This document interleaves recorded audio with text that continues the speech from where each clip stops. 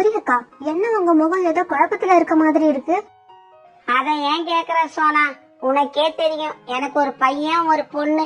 Jug சின்னவனா இருந்தாலும் பொறுப்பா இருக்கிறான். அவனை பத்தி எந்த பிரச்சனையும் இல்ல.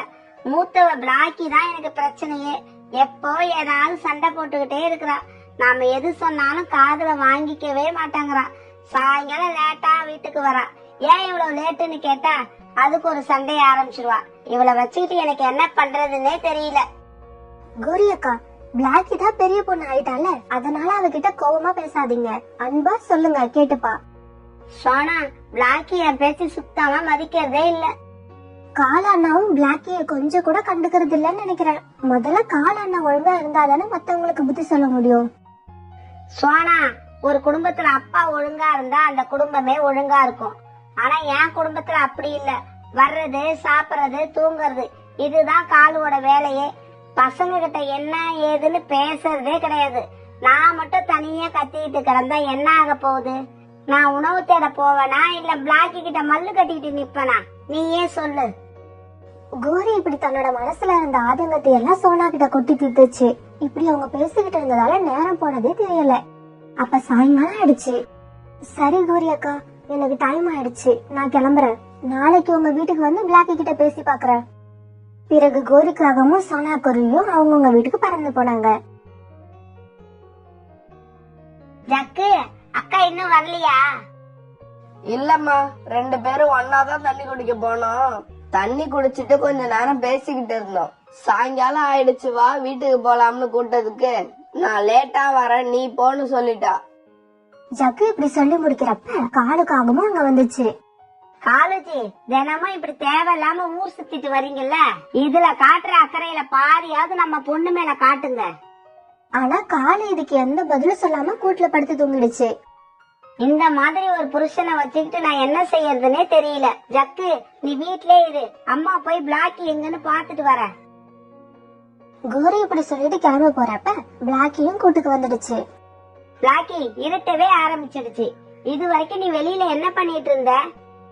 இதோ இந்த குட்டிச்சாத்தான் தான் என்ன பத்தி எதை சொல்லி இருக்குன்னு தெரியும். இதுக்காக தான் நான் இவன்ட்ட முகம் கொடுத்து பேசவே மாட்டேன். பிளாக்கி, இப்படி சொல்ல உனக்கு வெக்கமா இல்ல? ஜக்கு உன்னை விட சின்னவன் தான், இருந்தாலும் நீ அவனை பார்த்து கத்துக்க வேண்டியது நிறைய இருக்கு. அம்மா, எனக்கு யார பார்த்து எதையும் கத்துக்க வேண்டிய அவசியம் இல்ல. கொஞ்ச நேரம் பேசாம இருமா, எனக்கு நிறைய தூக்கம் வருது. இப்படி சொன்ன பிளாக்கி தன்னோட கூட்டுல படுத்து தூங்கிடுச்சு. பிறகு ராத்திரி ஆச்சு. கோரியும் ஜக்குவும் கூட பிறகு படுத்து தூங்கிட்டாங்க.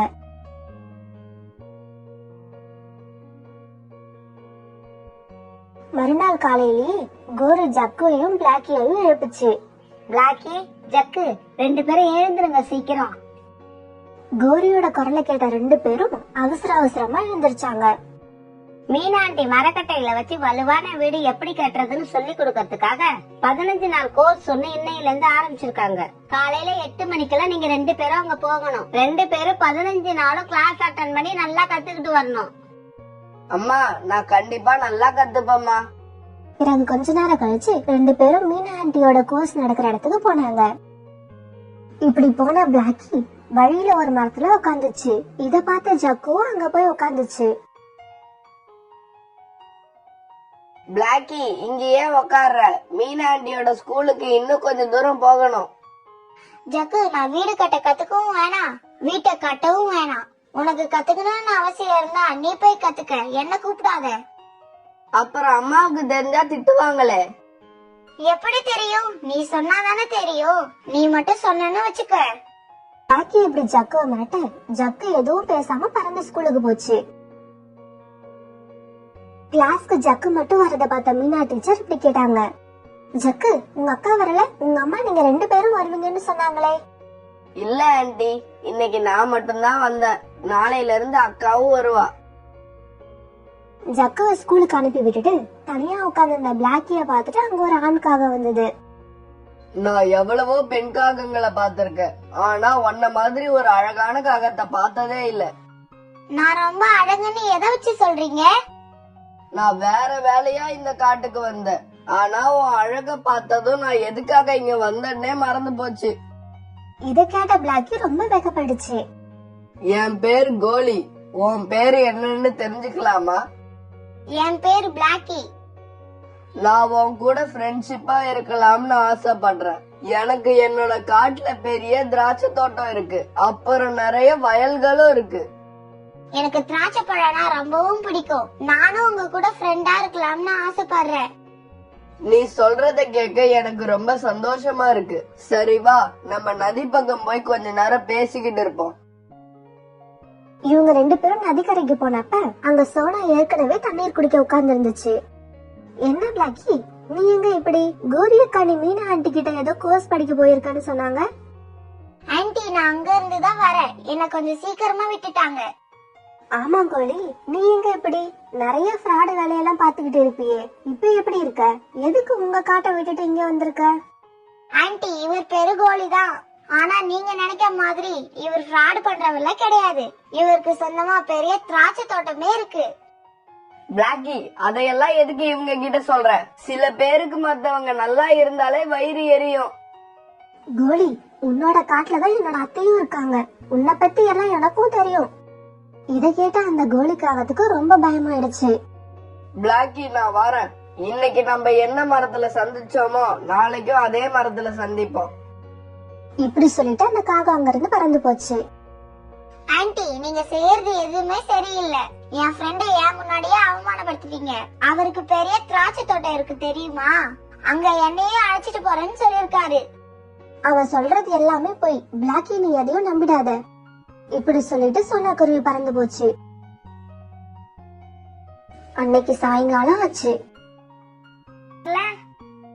அம்மா, பிளாக்கி என் கூட வரல.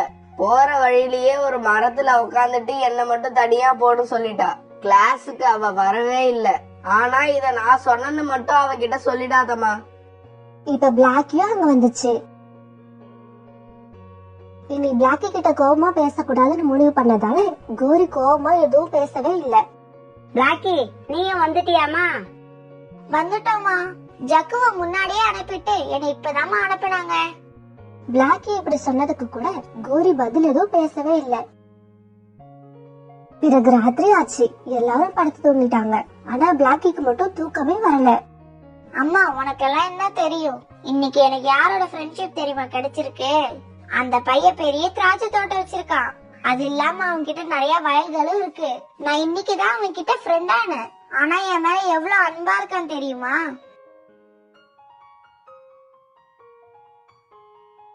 சரி, நேத்து மாதிரியே மீனாண்டி கிளாஸ் அட்டென்ட் பண்ணிட்டு 2 பேரும் சீக்கிரமா வாங்க. கோரி இப்படி சொல்ல ஜக்குவும் பிளாக்கியும் பறந்து போனாங்க. இப்படி பறந்து போன பிளாக்கி வழியில நேத்து உட்கார்ந்து அதே மரத்துல போய் உட்காந்துச்சு. பிளாக்கி, நீ இன்னைக்கும் வரமாட்டியா?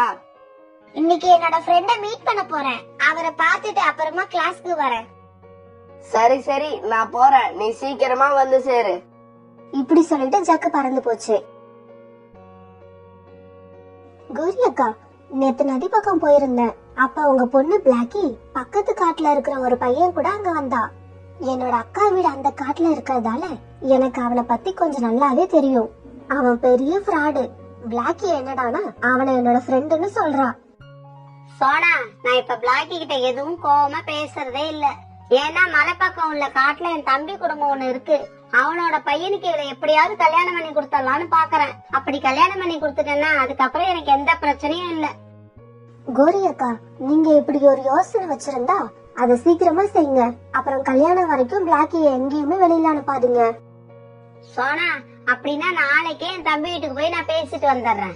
அப்புறம் இந்த கல்யாணம் வரைக்கும் பிளாக்கிய கொஞ்சம் கவனிச்சுட்டே இரு சோனா. அக்கா, நீங்க பிளாக்கிய பத்தி கவலைப்படாம கல்யாண வேலைய பாருங்க. பிளாக்கிய நான் பாத்துக்கிறேன். பிளாக்கியோ அங்க தன்னோட ஃப்ரெண்டு கோலியை எதிர்பார்த்து காத்துக்கிட்டு இருந்துச்சு. கோலி, நீ எப்ப உனக்கு திராட்சை தோட்டம் இருக்குன்னு சொன்னியோ அப்பையில இருந்து எனக்கு தூக்கமே இல்ல. சீக்கிரம் வா, வந்து என்ன உன்னோட திராட்சை தோட்டத்துக்கு அழைச்சிட்டு போ. பிளாக்கி இப்படி நினைச்சுக்கிட்டு இருக்கும் போதே கோலியும் அங்க வந்துடுச்சு. பிளாக்கி, நேத்து அந்த ஆன்டி சொன்னத உண்மைன்னு நம்பி நீ எங்க வரமாட்டியோன்னு நினைச்சேன். நல்ல வேலை நீ வந்துட்ட. நல்ல வசதியா இருக்கவங்களை கண்டா யாருக்குமே வயிற்றெரிச்சல் வரதா செய்யும். சரி, அதை விடு, வா நம்ம திராட்சை தோட்டத்துக்கு போகலாம். பிளாக்கி திடீர்னு இப்படி சொன்ன உடனே கோலிக்கு என்ன சொல்லி சமாளிக்கிறதுன்னு தெரியல. கடைசியா இப்படி பேச ஆரம்பிச்சான். பிளாக்கி, நான் என்னோட திராட்சை தோட்டத்துக்கு உன்னை ஃப்ரெண்டா அழைச்சுக்கிட்டு போக ஆசைப்படல, உன்னை ஒரு சொந்தமா அழைச்சுக்கிட்டு போக தான் ஆசைப்படுறேன். கோலி, நீ என்ன சொல்ல வரேன்னு எனக்கு புரியல. புரியுறபடி சொல்றேன் கேட்டுக்க. நான் உன்னை கல்யாணம் பண்ணி என்னோட மனைவியா அழைச்சுக்கிட்டு போக ஆசைப்படுறேன். இத கேட்ட பிளாக்கி ரொம்ப வெக்கப்படுச்சு. நம்ம கல்யாணத்துக்கு எப்படியும் எங்க அம்மா ஒத்துக்க மாட்டாங்க. அப்படி ஒத்துக்கலன்னா என்ன பண்றது? ஒத்துக்கலன்னா அதுக்காக என்ன பண்ண முடியும்? நாம ஓடி போய் கல்யாணம் பண்ணிக்கலாம். உனக்கு திராட்சை தோட்டம் மட்டும் தான் இருக்கா, இல்ல இன்னும் வேற ஏதாவது தோட்டம் இருக்கா? என்னோட வயல்களுக்கு இடையில மாமரம், கொய்யா மரம், சப்போட்டா மரம், இப்படி பல மரங்கள் இருக்கு. இது போதும், இது போதும். நான் தைரியமா வீட்டை விட்டு வெளியே வரதுக்கு இது போதும். கோலியும் பிளாக்கியும் இப்படி பேசிட்டு இருக்கும் போதே ஜக்கு அங்க வந்தான். பிளாக்கி, நீ காலையில இருந்து இங்கதான் இருக்கியா? காலையில என்னமோ நீ போ நான் பின்னாடியே வரேன்னு சொன்ன. ஆமா, இது யாரு உன் கூட இருக்கிறது? ஜக்கு, நான் இன்னைக்கே கிளாஸ் வரலன்னு அம்மா கிட்ட சொல்லிடாத. பிளாக்கி, அப்ப நான் கிளம்புறேன். என்னோட திராட்சை தோட்டத்துல எனக்கு நிறைய வேலை இருக்கு. இப்படி சொன்ன கோலி அங்கிருந்து வேகமா பறந்து போச்சு. அப்புறம் பிளாக்கியும் ஜக்குவும் தங்களோட வீட்டுக்கு போனாங்க. பிளாக்கி, ஜக்கு, 2 பேரும் வந்துட்டீங்களா? மரக்கட்டைகளை வச்சு எப்படி வீடு கட்டுறதுன்னு இப்ப ஓரளவுக்கு நீங்க 2 பேரும் தெரிஞ்சுக்கிட்டு இருப்பீங்கன்னு நினைக்கிறேன். அம்மா, நான் உன்கிட்ட எதையும் மறைக்க விரும்பல. பிளாக்கி நேத்து மாதிரியே கிளாஸுக்கு இன்னைக்கு வரல. போற வழியில யாருன்னே தெரியாத ஒரு பையன் கூட உட்காந்து பேசிக்கிட்டு இருக்கா. பிளாக்கி, நீ என்ன சின்ன குழந்தையா? நல்லது எது கெட்டது எதுன்னு உனக்கு தெரியாது? ஏற்கனவே உங்க அப்பாவால எனக்கு பாதி உயிர் போயிடுச்சு. மீதி உயிர் எடுக்க நீ வந்திருக்க போல இருக்கு. யாருடி அவன்? நீ எதுக்கு அவன் கூட பேசுற? அம்மா, அந்த பையன் பக்கத்து காட்டை சேர்ந்தவன் தான். அவனுக்கு நிறைய வயல்களும் திராட்சை தோட்டமும் இருக்கு. பிளாக்கி, அந்த பையனுக்கு சொந்தமா திராட்சை தோட்டம் இருக்கா? உண்மையாவா சொல்ற? ஆமாம்பா, திராட்சை தோட்டம் மட்டும் இல்ல, இன்னும் நிறைய வகை வகையான பழமரங்கள்லாம் இருக்கு. அம்மா, அவன் என்ன கல்யாணம் பண்ணிக்க ஆசைப்படுறான். அந்த திராட்சை தோட்டத்துல பாதி எனக்கே தரேன்னு சொல்லிருக்கான். பிளாக்கி, நான் சொல்றத கேளு. சோனா ஆண்டியோட அக்காவும் அந்த காட்டுல தான் இருக்காங்க. அவங்களுக்கு அவனை பத்தி ரொம்ப நல்லா தெரியும். அவன் ஒரு பக்கா ஃப்ராடா. உன்ன மாதிரி பொண்ணுங்களை கல்யாணம் பண்ணி அழைச்சிட்டு போய் வேலைக்காரி மாதிரி நடத்தி அவங்களோட வாழ்க்கையே அழிச்சிருவானா. இந்த மாதிரி ஒரு ஃப்ராடுக்கு உன்னை ஒரு நாளும் நான் கல்யாணம் பண்ணி கொடுக்க மாட்டேன். அம்மா, சோனா ஆண்டிய பத்தி இப்பவாவது புரிஞ்சுக்கோங்க. எனக்கு பணக்கார மாப்பிள்ளைய கிடைச்சது பார்த்து அவங்களுக்கு வயிறு எல்லாம் எரியுது. அதனாலதான் இப்படி எல்லாம் பேசுறாங்க. பிளாக்கி, அது எப்படி வேணாலும் இருந்துட்டு போகட்டும். இதுக்கப்புறம் நீ அந்த பையனை பார்க்கவும் கூடாது, பேசவும் கூடாது. பிறகு ராத்திரி ஆச்சு. எல்லாரும் படுத்து தூங்கிட்டாங்க. பிளாக்கிக்கு மட்டும் தூக்கமே வரல. ராத்திரி பூரா அந்த கோலிக்காகத்தை பத்தி நினைச்சுக்கிட்டே இருந்துச்சு.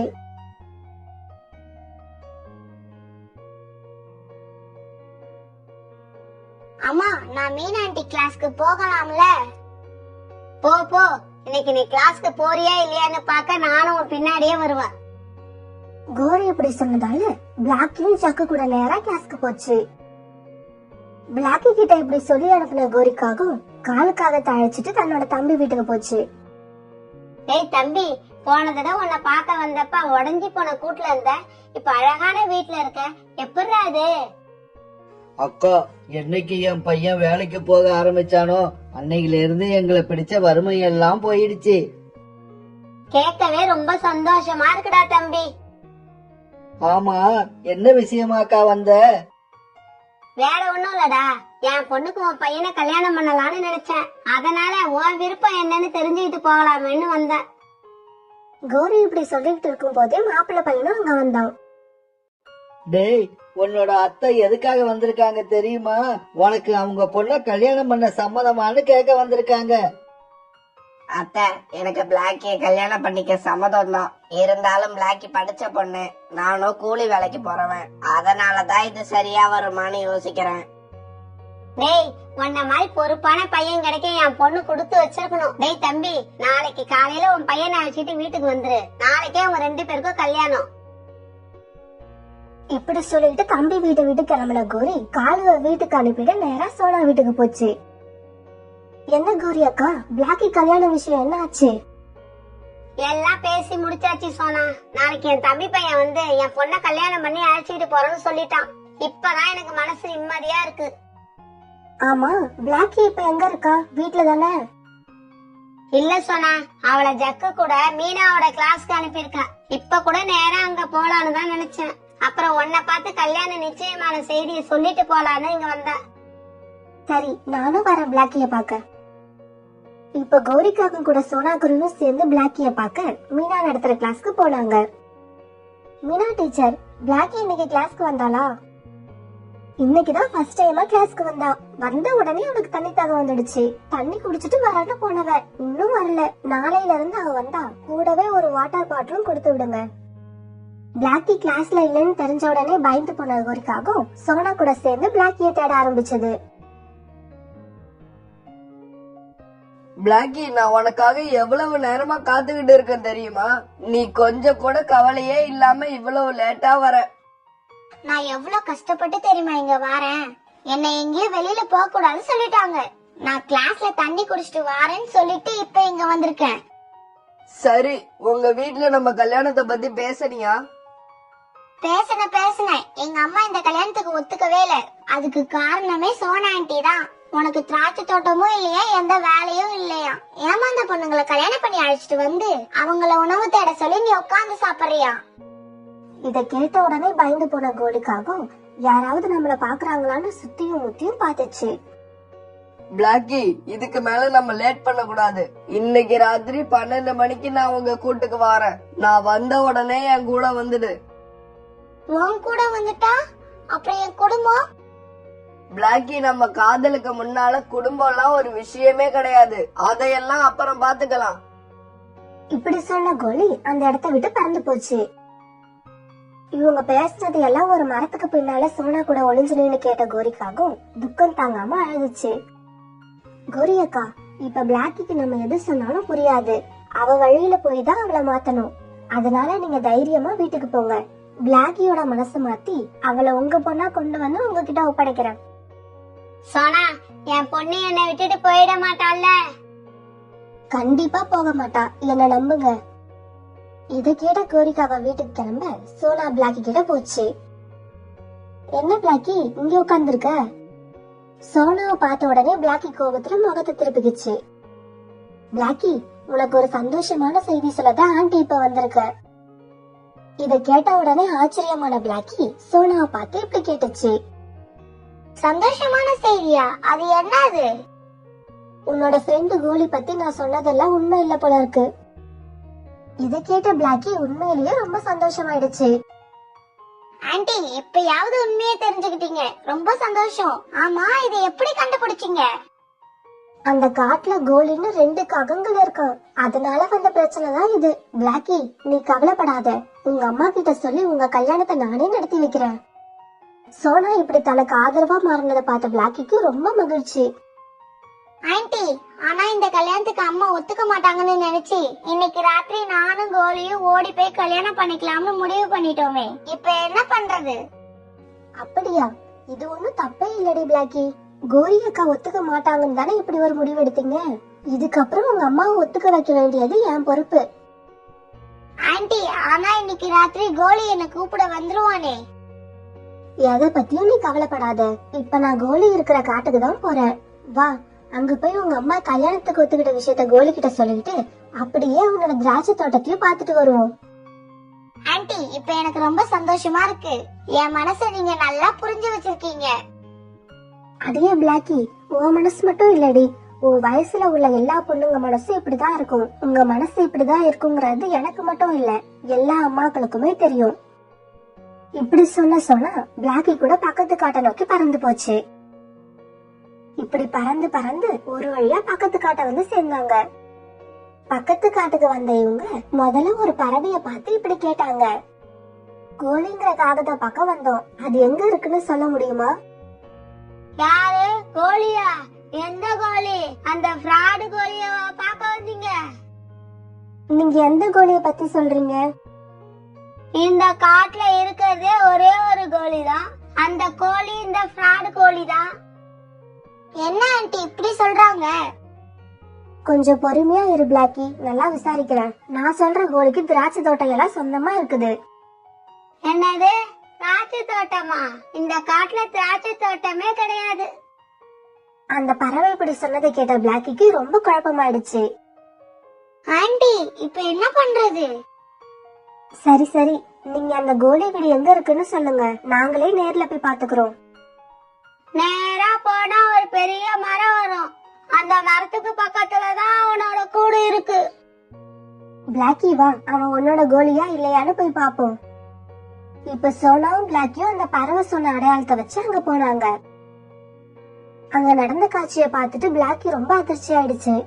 ஏன்னா கோழிக்காக அவங்க ஒரு பெண் காகத்தை ரொம்ப கோபமா அடிச்சுக்கிட்டு இருந்துச்சு. அப்ப அவங்க கிட்ட வந்து ஒரு பறவை உட்கார சோனா அவங்க கிட்ட இப்படி கேட்டுச்சு, ஏங்க இந்த கோழி எதுக்காக அந்த பறவையை இப்படி அடிக்கிறான்? அவனுக்கு வேலையே அதுதான். இந்த 6 மாசத்துல 3 பேரை கல்யாணம் பண்ணி கொண்டு வந்துட்டான். அதுல 2 பேரு இவனோட சித்திரவதை தாங்காம செத்து போயிட்டாங்க. இவ ஒருத்தி தான் தாக்கு பிடிச்சி உயிரோட இருக்கா. இவ என்னைக்கு சாக போறாளோ? என்ன பிளாக்கி கடைசியா இப்படி ஆயிடுச்சு? அவன் உன்னோட கோழி தானே? ஆண்டி இவனை என்னோட கோழின்னு சொல்லாதீங்க.